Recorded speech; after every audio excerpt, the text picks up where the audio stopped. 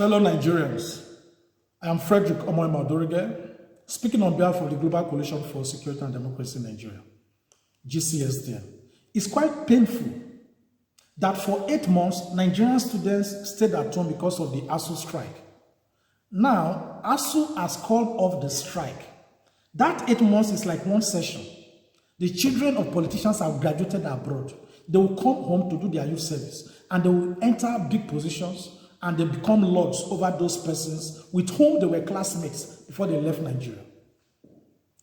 Now, ASUU is back from strike. The government is now planning to slash their salaries. This will lead to new agitations. This will lead to new agitations. Why do you have to slash their salaries when you refuse to do the needful? This thing must stop. And this slashing of salary, there are some people that receive monies in Nigeria that are not supposed to be receiving such monies. For example, Senator Uzor Kalu, he received salary when he was in prison, full salary and emoluments. As you are listening to this video, Senator Ike Ekweremadu is in the UK prison. He's receiving his salary, full salary and entitlements,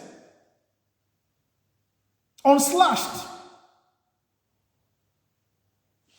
General Buhari, President of Nigeria, even when he's in the UK hospital, he receives his full salaries, and his hospital treatment is being paid by Nigerians. He goes with the presidential jet that is parked there with security officers being paid by Nigeria, full salary, full entitlement. Buhari has spent at least 200 days in the hospital in the United Kingdom, and all through those days, he received his full salary. So why do you want to slash the salaries of lecturers? Because they went on strike? No. You ought to have prevented them from even going on strike in the first place. Please do not slash their salaries. Avoid new agitations. Nigerian students have suffered enough. It's a national embarrassment. And we are talking about a country where you want to slash the salaries of lecturers because they went on strike, but you are paying life pension to former governors who looted the states, even convicted ex-convicts, governors that are ex-convicts are receiving life pension. Where does not that happen in the world? Where does that happen in the world? Ex-convict governors are receiving life pension. Somebody labors for the country for 35 years, is dying on the queue, waiting for his pension and gratuity, but somebody is elected into office for just 4 or 8 years, he receives life pension. After looting the state, some of them steal security votes that has exposed our people to the dangers of kidnapping and killing on our highways. No!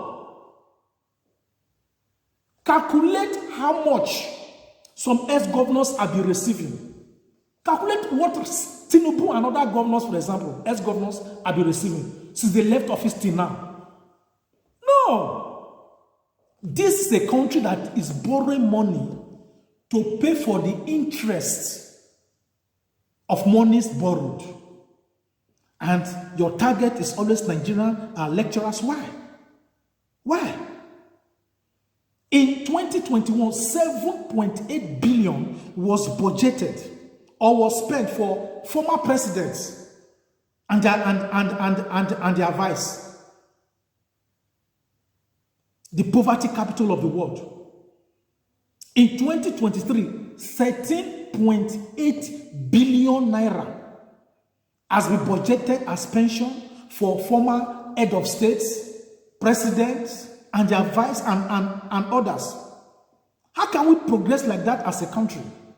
You are paying all of this money when we have 15.5 million Nigerian children on the street.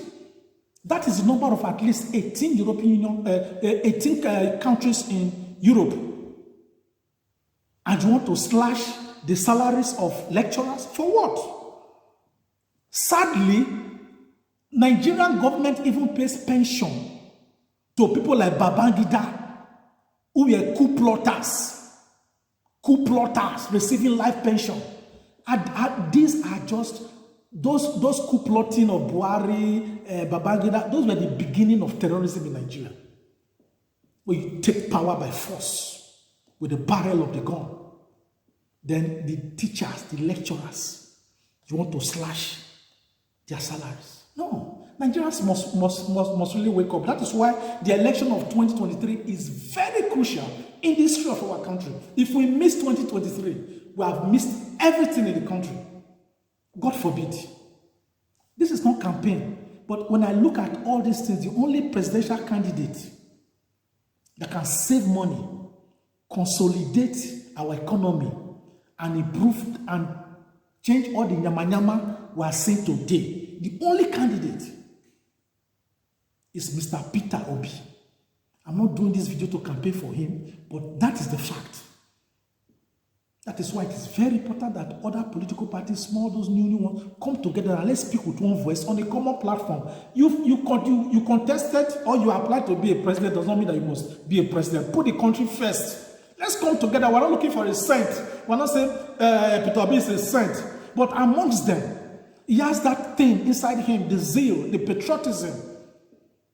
He has the managerial acumen to take our country out of this situation. Will he allow all this kind of wastage as a president?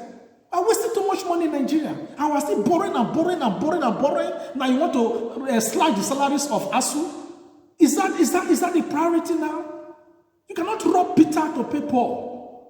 Please do not slash the salaries of ASUU. Please. Nigerian students have suffered enough. It is enough. Some students that entered university in 2015, when Buhari became president, they have not graduated. And Buhari is graduating from ASUU in 2023. Are we joking? Are we joking as a people? No.